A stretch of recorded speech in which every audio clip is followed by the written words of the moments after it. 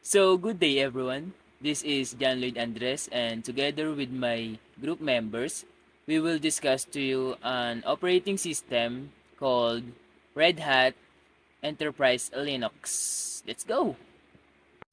We are excited to welcome you all to this informative session where we will delve into various aspects of our operating system, Red Hat Enterprise Linux. Let's begin by introducing our team and their assigned topics. First is John Lloyd Andres will provide us with a detailed summary of Red Hat operating system, offering valuable insights into its contents. Next is Lady Alexia Bedia will provide a comprehensive overview of the OS history, highlighting key milestones and evolution. Franz Laurie Bernardes will explore the OS features, showcasing the innovative functionalities that set our system apart. This is to be followed by Maverick Ivan Cuevas, where he will candidly discuss the OS pros, emphasizing the strengths and advantages that benefit our users.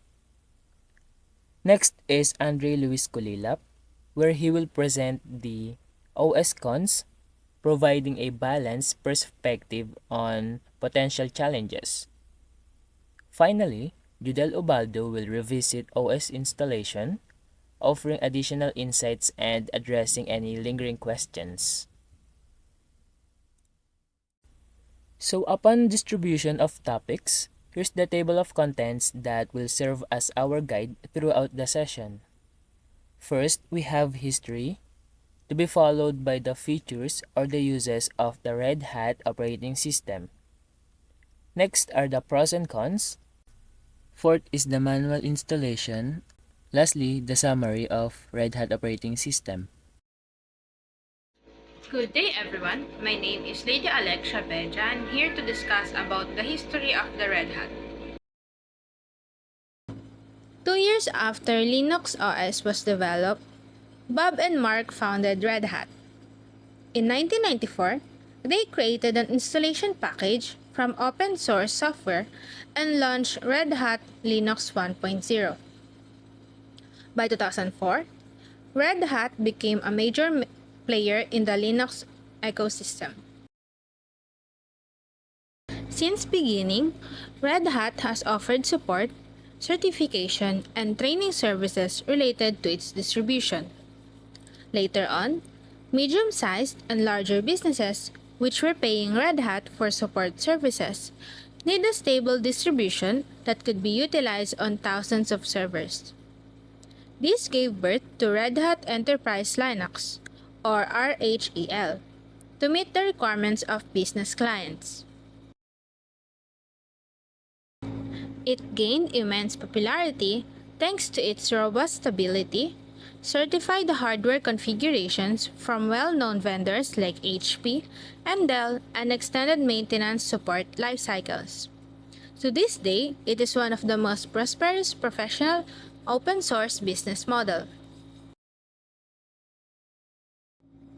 This is the condensed history of Red Hat. Red Hat has been a major player in open source technology for over 2 decades, starting in Mark Ewing's home and eventually growing into one of the most popular IT platforms globally. In 1994, Mark Ewing creates Red Hat Linux. In 1995, Red Hat Software created to sell and support Linux distro. In 1999, Red Hat goes public.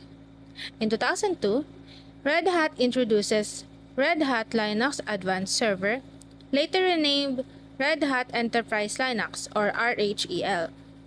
In 2005, Red Hat stock joins Nasdaq 100. In 2012, Red Hat becomes first $1 billion open source company. In 2015, Red Hat acquires Ansible, an IT automation platform. In 2017, Red Hat introduces Red Hat Hyperconverged Infrastructure, RHHI or 1.0.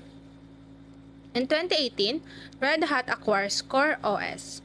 And in 2019, IBM finalizes Red Hat acquisition. Hey guys, I'm Laurie Bernardes and I'm here to discuss to you my part, which is the features of Red Hat operating system. So let's start. So as you can see here, these are the features of Red Hat operating system. The development tools, support and documentation, compliance and certification, hybrid cloud support, community and ecosystem, stability and reliability, security, performance and scalability, containerization and virtualization, comprehensive management tools. These features make Red Hat Enterprise Linux robust, versatile, and secure choice for a wide variety of enterprise computing needs. Now I'm going to explain to you each features. First is the development tools.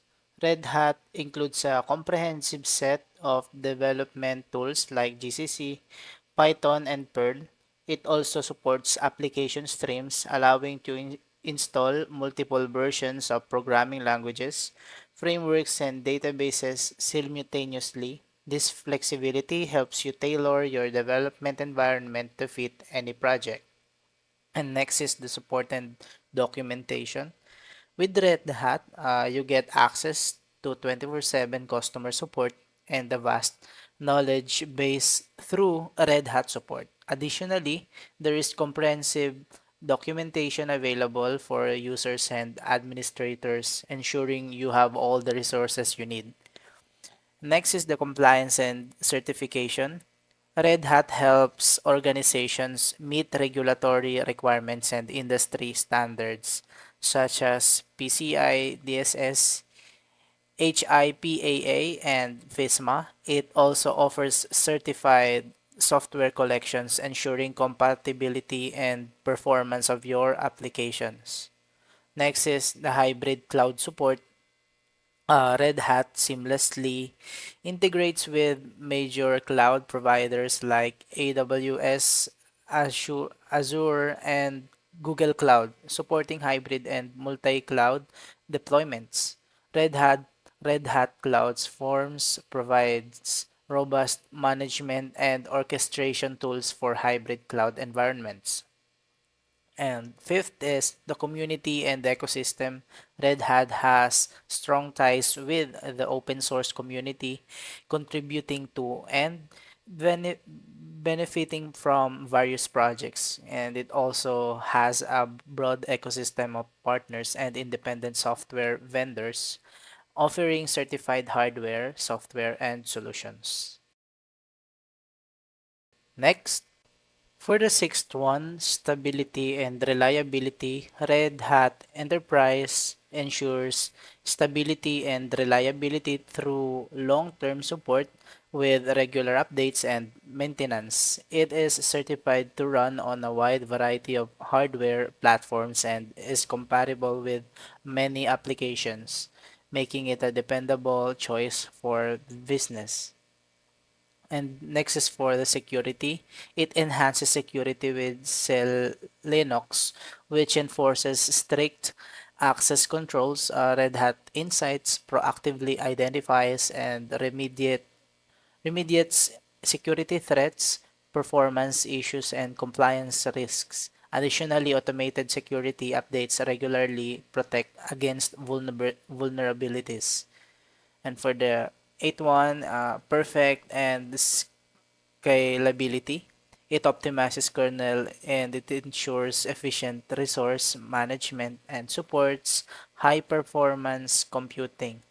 It is highly scalable, supporting a wide range of hardware, architectures, and capable of scaling from single servers to large clusters. And next is the containerization and virtualization. It integrates with Red Hat OpenShift, uh, Kubernetes-based container platform for deploying containerized applications. It also offers built-in virtualizations with KVM, allowing users to run multiple virtual machines. And lastly, comprehensive management tools. It includes Red Hat Satellite for provisioning, configuring, and updating systems across the enterprise. It integrates Ansible for IT automation, facilitating automated management of infrastructure and applications. The cockpit web-based interface make it easy to monitor and administer servers. And that's all. Thank you. Good day everyone, my name is Maverick Evan Cuevas and I'm here to discuss the advantages of Red Hat operating system. Let's begin. So advantages of Red Hat operating system. Red Hat Enterprise Linux is renowned for its exceptional stability, robust security features, and extensive support options. Widely used in enterprises, Red Hat Enterprise Linux provides reliable performance and comprehensive security, ideal for businesses needing a secure and dependable operating system. To understand its widespread popularity, let's delve into its key advantages. Pros of Red Hat operating system. Stability and reliability. Red Hat OS is known for its stability and reliability, which means it provides a consistent and dependable platform. This minimizes downtime and ensures that critical systems remain operational without frequent interruptions or crashes. Security features. Red Hat OS incorporates robust security features such as SE Linux or Security Enhanced Linux, which enhance protection against security threats and vulnerabilities. These features are designed to safeguard data, applications, and the overall system integrity. Support and updates. Red Hat offers excellent customer support services along with regular update and patches. This ensures that the operating system is continually optimized, secure, and equipped to handle emerging challenges or vulnerabilities. Software optimization. The OS includes efficient CPU and power management capabilities. This optimization helps organizations reduce operational costs by effectively utilizing hardware resources, minimizing energy consumption, and maximizing performance. Performance. Red Hat OS undergoes frequent updates and rigorous testing to maintain high performance standards. This ensures that the system operates efficiently and reliably under varying workloads, delivering consistent performance across different tasks and applications. Reliability. Red Hat OS is designed to support operations during hardware failures or disruptions. This resilience ensures business continuity by minimizing the impact of hardware issues on critical operations, thereby enhancing overall system reliability. These pros highlight why the Red Hat operating system is favored by businesses and organizations that prioritize stability, security, performance, and reliable support. Now let's go to the discussion of the cons of Red Hat operating system, which will be discussed by Andre. Good day, everyone. I'm Andre Luis H. Pulilov, and I'll be discussing about the disadvantages of the Red Hat operating system. The Red Hat Enterprise Linux, or the Red Hat operating system, is well known for its stability, security, and extended support. Widely adopted in enterprise environments, Red Hat provides a robust and reliable platform for a multitude of applications and services. Its comprehensive support, infrastructure, and long-term maintenance commitments makes it an attractive choice for businesses seeking a secure and dependable operating system. However, despite these advantages, there are several limitations associated with utilizing Red Hat operating system that potential users should be aware of. The first disadvantage of the Red Hat operating system is the high cost of subscription. One of the most significant disadvantages of using Red Hat operating system is its high cost. Unlike many other Linux distributions that are available for free, Red Hat operates on a subscription-based model. This recurring annual expense includes access to Red Hat's extensive support services, regular updates, and security patches. While these services are invaluable, the associated costs can be quite prohibitive, especially for small businesses, startups, and individual developers. The next disadvantages of the Red Hat operating system is complexity and learning curve. Red Hat Enterprise Linux, or the Red Hat operating system, is a powerful operating system designed for enterprise environments, but its extensive features and advanced capabilities come with a significant complexity and learning curve. New users or those unfamiliar with Linux can find the initial setup and configuration of Red Hat confusing. The system's rich feature set requires a deep understanding of Linux fundamentals as well as Red Hat specific tools and practices.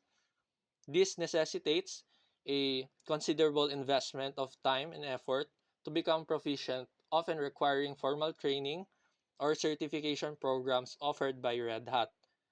Additionally, IT staff may need ongoing education to keep up with updates and new features, further increasing the resource investment. This complexity can pose challenges for organizations, especially those with limited experience in managing advanced Linux systems, highlighting the importance of proper training and planning when adopting the Red Hat operating system. The third disadvantage for the Red Hat operating system is compatibility and dependency issues. Red Hat Enterprise Linux is noted for its stability and long-term support, although these attributes can occasionally cause compatibility and dependency concerns. Red Hat's cautious approach to implementing new software versions assures a stable environment, but it also means that the most recent features and improvements may not be immediately available. This might present issues for firms that need to swiftly integrate new software advancements. Furthermore, Red Hat's strict dependency management might cause problems when installing or updating software that requires newer versions of libraries. Integrating third-party programs can complicate the process, needing additional testing and customization to assure compatibility. These problems show the importance of careful preparation and skill when managing dependencies and incorporating new technologies into a Red Hat environment. The last disadvantage for the Red Hat operating system is performance and scalability. Red Hat Enterprise Linux is intended to handle a wide range of workloads, providing a reliable platform for enterprise environments. However, its emphasis on stability and long-term support can occasionally contribute to performance and scalability issues. The various security protections and compatibility layers intended to preserve stability can cause performance overhead, making Red Hat less suitable for applications that require great computational efficiency. While Red Hat prides itself on scalability, it requires careful design and experience. Configuring system parameters, optimizing network settings, and ensuring balanced loads are all complex tasks needing specialized knowledge. Furthermore, delays in supporting the most latest hardware and technologies may limit the full implementation of new advances, affecting both performance and scalability. To enable best performance and scalability in Red Hat deployments, this component must be truly examined and resource allocated. So, good day everyone. I am Judelo Baldo and andito ko to demonstrate kung paano i-download yung Red Hat sa any USB hard drive or drive. So, una po na tayo ng Google Chrome. Search tayo ng Rufus. Ayan. Para magkaroon tayo ng bootable USB. Para dito natin siya ilalagay yung Red Hat na operating system. Then, click natin yung pinakaunang link. And after that, scroll down. Download lang natin itong unang link na pang Windows and standard type. Na-download ko na siya kaya hindi ko na i-click ulit. Then after that, next tayo, punta tayo ng Red Hat download. After that, punta tayo dito sa may pangalawang link, yung Red Hat developer. Download Red Hat Enterprise Linux. Then after that, punta tayo dito sa may baba. Makikita natin yung old downloads. Ang kinuha ko is yung DVD ISO na mayroong 13.26 GB. So, na-download ko na rin to kanina. Kaya hindi ko na siya na-download. Pero syempre, kailangan i-download para mailagay natin doon sa bootable device. So, after ma-download nyan, punta tayo doon sa downloads. Open natin yung Rufus na dinownload natin kanina. Ito na yung dinownload natin na DVD ISO file na Red Hat operating system. So, click natin yung Rufus. After nun, kailangan natin i-select yung operating system na dinownload natin.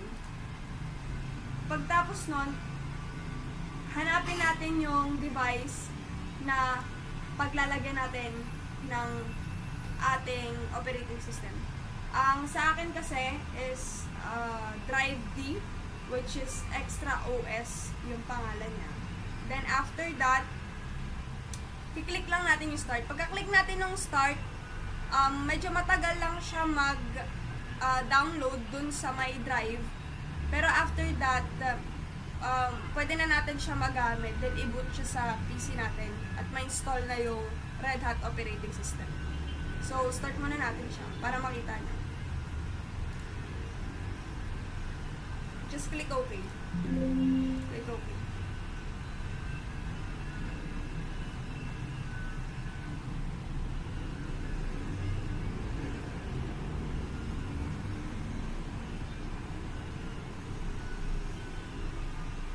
So, ayan.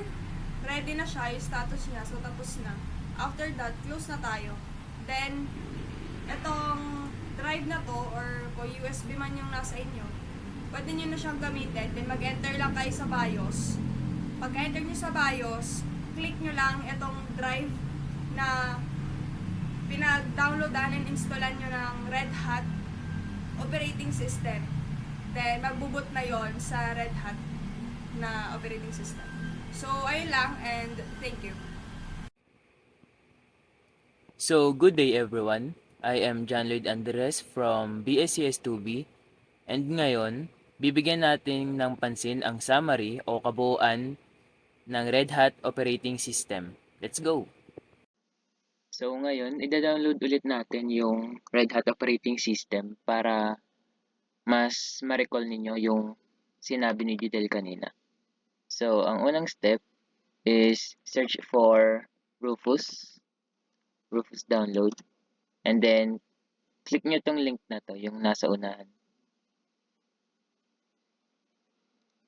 After that, madadirect kayo dito sa link na to ng Rufus. So, basically, ang Rufus para sa pag-create ng bootable USB drives. So, ayan yung format niya. And then, dito naman, sa downloads, piliin nyo lang kung ano yung compatible sa device nyo. So, in my case, ang compatible sa device ko is ito. Yung pangalawa, yung Rufus 4.5 under Windows 64. So, click natin tong link and then download and save natin. After that, after nyo ma-download, proceed na kayo sa next step, which is search for and download Red Hat Enterprise Linux from the official site. So, as you can see dito sa video ni Jodel, bubuksan nyo lang yung Rufus and then select nyo yung ISO na dinownload nyo, which is yung kanina, yung sa RHEL or sa Red Hat operating system. So after that, Saselect nyo yung directory or kung saan nyo ilalagay yung operating system. In this case, ilalagay natin siya sa USB drive since gumamit tayo ng Rufus.